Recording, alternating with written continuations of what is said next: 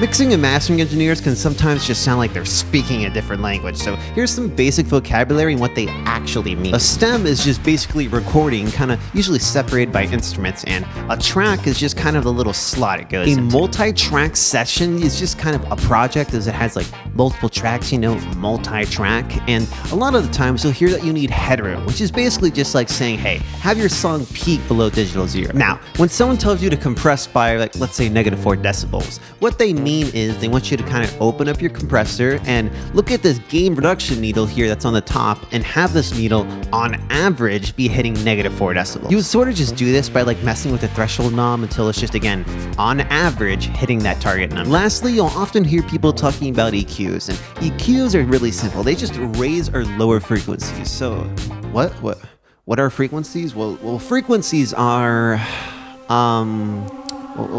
frequencies. Wait a minute. What are frequencies? What are frequencies? What are they? Pause. What are frequencies? Well, let's find out. So sound is waves and waves are lines, and depending how much they intertwine determines if they sound like a boom or a whine. Your mom be fine and hit her from behind. Whoa, too many rhymes there. But that's boring, right? I mean, what is this? 11th grade physics? And in a lot of ways, yes, it actually is. But just to keep us all from being bored to death here, I'm just going to resort to some gross oversimplification. All right, now look at this. This is the full frequency spectrum, and whenever you play something kind of out of your speakers or headphones, it all has to fit into this box right here. Now, normally when you record an instrument, it's no problem, right? It takes up some of the space, but there's plenty of room left over. I mean, yoo-hoo, hello over there. But the problem started rising when we got to take several of these instruments and now put them all together into a single project, because they really just all start to add up and get really uneven. So we use EQs to kind of modify how much space different instruments take up or carve them out, so it's just all much more even. Kind of your goal here is to just kind of have a frequency range that's kind of like a flat line. Now, while that sounds easy, doing it is kind of a whole different story. I mean, that's why you're here, right? Because it's kind of like confusing as heck, and you don't really know what to do, and you'd be looking like Scooby-Doo. Stop it.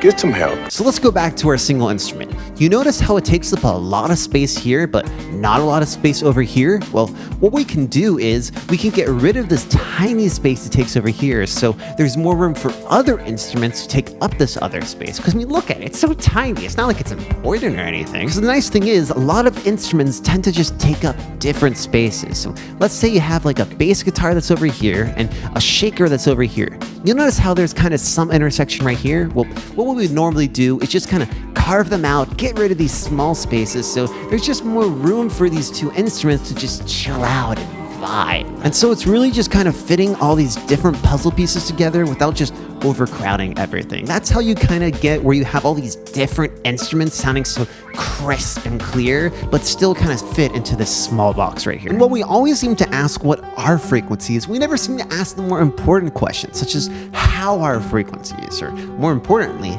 what are they up to? Like, you ever notice how they're in everything? Like, everything?